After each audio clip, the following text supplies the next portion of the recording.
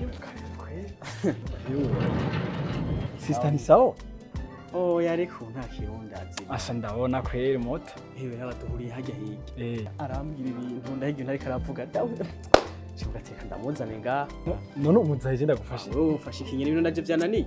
Simbona kaza ari hajya ndamuzane. Shafi ngo kaza gufashe kweri nayo je ntashe karibu.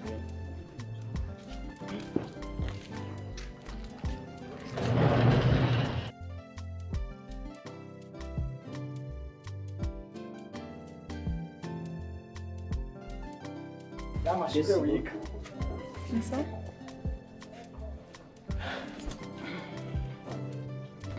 Nimujako kweri.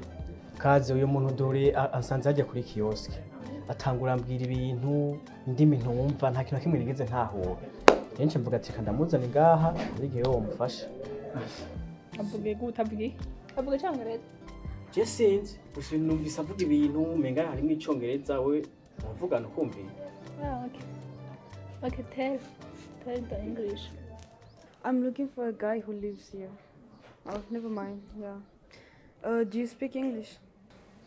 Yeah, the English. Are you sure you speak English? English. Okay. I'm looking for a guy who lives in this area. No. Again. Yeah, good. Okay. I am lost. I'm looking for a guy who lives in this area. Again. Again what? I said I'm lost. Again.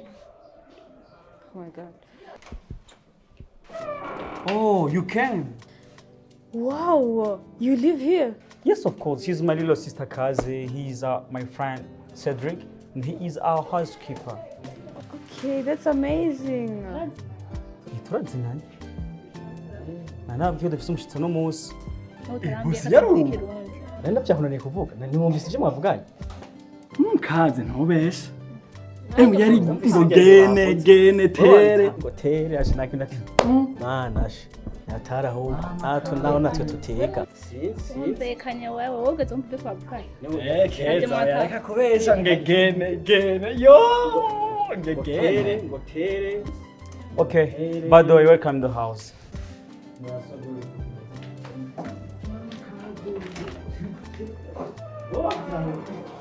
Hajya nyine mwumvikanye.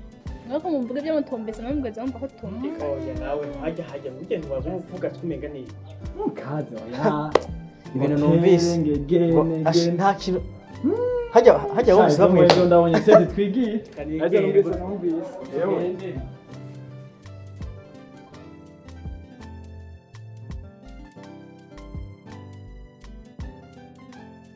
Oh, in a long time. Yeah, long time. You know, I'm very happy to see you again. Really? Yes. Okay. Oh, by the way, do you mind if I ask you something? It's okay, ask it. You told me that that sister of yours, she used to study in an expensive school. How is it possible like she can't speak English?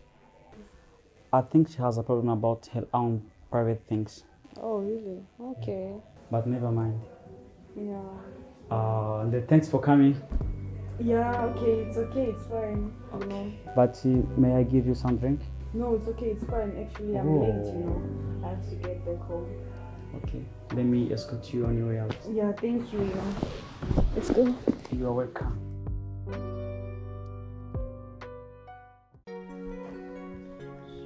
Kaze. Oui. Go on.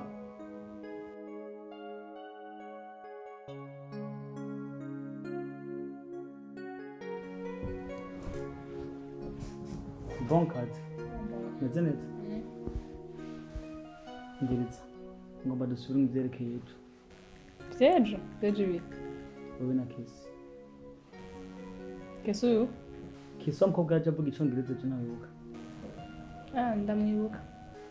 Kaze, umve ko ni serious. Ni gute ashobora kumbwira yuko wewe meme na salutation atawuzi mu congereza kandi uzindukira ku ishuri? Rero ko twaravuganye. Urushiko mwavugana? None nyishura. Kaguma mu bintu bya tere again ivyo nibiki? Wa muzindukira ku ishuri. Kaze, woshobora kuba uri muri ka kagwi kababandi bagenda ku ishuri bagakatira mu nzira ikintu wamenya coco amafaranga mama na papa birirwa barabwika kugira tukurihira ugende kwiga birababaje kuba twatera ubusa uko nta kuntu twaba tuyariha ukaza usigaye umeze nk'igopo Reka na Jesse J. Umwigisha w'icongereza nta niyigisha neza na mwisha nta mwana umwe adafite sheke muri hano. Okay. Je navuga ndengana ivyo shaka ko bimbwiye nka jewe grand frère wawe. Ariko mama ho bukera kazozejo. Bizogusha. Sawa. Je menye ko atari jewe nanje. Kibazo c'umwigisha se jewe. Okay nawe uzovuga.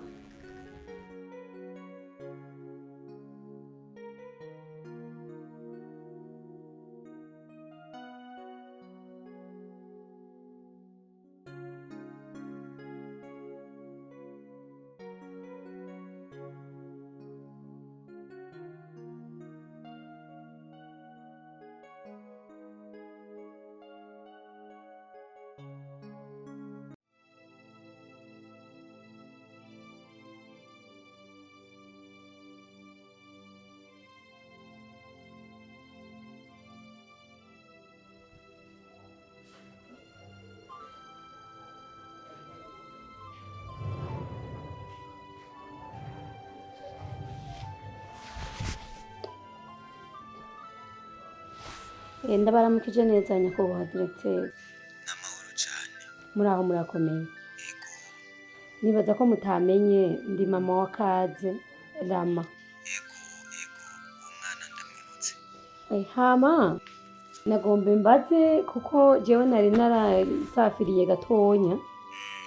Ariko ikintu cantangajije nuko atabirete nimwe ihari. Kandi akambwira ko ataze mwigeze mumuha je kandi nkaba ntazi ko mperanye kuko amafaranga yose je narayasize barayarisha. Ahubwo ni ku karyo tuboneyeho kukubabaza ni gute umwana yahevye ishure mutubwira impamvu yoba yarahevye ishure kuko umwana nagitonda ku ishure bisa nkaho yahevye. Direct umwana wanje aratonda misi yose aratonda. Twebwe abana turabakurikirana uwo mwana Kazerama amaze imyaka 2 adatonda ku ishuri. Bishoboka ibyo sinovyemera. Ibyo bintu bumva vyumvikanaga direct kandi umwana nzi ko atege imisi yose azinduka agenda ku ishuri. Ahubwo ikibazo gihari umwana ashobora kuba yarahinduye ishure nimubitumenyeshe. Bigenda guta abavyeyi mukadukorera amakosa nk'ayo tuzanira abana mutwizeye. Ariko izo zindi ngingo cyangwa amahitamo mufashe ni ngombwa ko tubimenya kubera ko umwana twaramurondeye turamubura. Direct nkuri sindiko ndakobesheje sinshobora guhindurira umwana ishure ntabibamenyesheje ariko ntacyo reka ndaza kumubaza numvirize ibyo ambwira navyo. Sha ivyo mbona hano. Sawa. Umwana wanjye amaze imyaka 2 adatonda ku ishuri. Sawa nta kibazo mumbabarira ariko. Sawa n'amahoro. Kandi Imana ishimwe tubonye nimero zanyu. Sawa Tuzobarondera tubabaze ikibazo umwana yagize. sawa murakoze.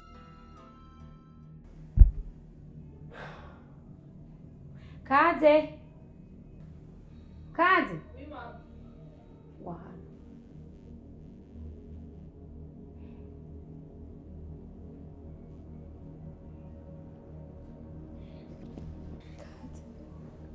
Cisha kumbwiza ukuri iyi myaka 2 yose ntari ngaha waciye uheba ishuri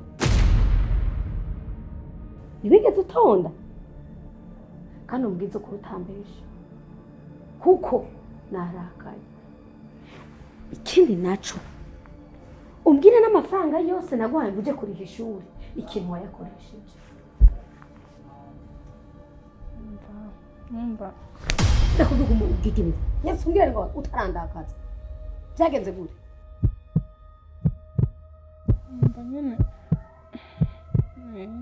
Narahevye. Mwana ushobora byose. Waciye iheba. None iyi misi yose uko muja utonda ku ishuri rya hehe. Njenda kwa Benita.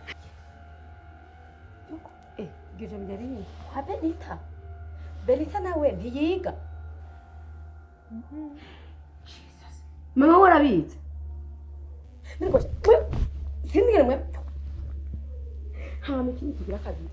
Amahera y'imyaka 2 wayakoresheje iki numva benita baciye bambesha so turayarya cyangwa cyamwira muri burya buhungu mufyetafyetana hariya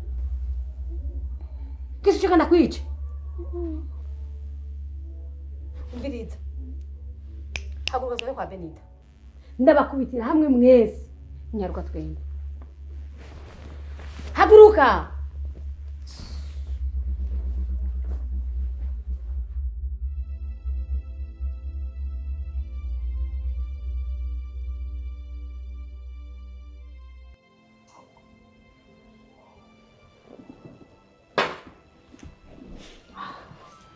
muze ndabwire bani banje iyi minsi yari iheze ntari ngaha kaze agacayira ishuri kaze warambabaje tro babevamo ndakumva ariko nanje ndagutahura naje ndayifisemo uruhara kubona iyi myaka ibiri yose yari iheze ntazi ibiriko birabera ku ishuri wanyu naje ndafisemo amakosa mama nta kosa ufise namba kuko iyo utaje hariya ntitwari gushobora kubaho wibwiye ko twafungura kubera ko hari hariya anya twambara kubera ko hari hariya wiyagiriza amakosa kaze urumva ukuntu mama yicuza kubera wewe aho nta n'isoni manizeho kaze ari umuntu akuze kandi yumvise yatahuye vuba cyane ni ugusubira ku ishuri imyaka watakaje yose uyiriye uko nukuri kuko isi y'uno munsi utagira diplome nta kintu kaze ubu nkeneye ko uzoca ku ishuri kandi sinkeneye ko uzosubira kuri iryo shuri wahora wigako ubu nkeneye ndakurondera intero aba ari uja kwigamo uvyumva gute ma nterenano ni sawa sawa ubwo mama nukuri kandi nanje ndicuza cyane kuba nanje abo twiganye barananze ubu nyibageze kure ubu ndemeye gukurikiza ibyo muzongera byose nize mutazosubira kumara amazi nyamama sinzosubira sawa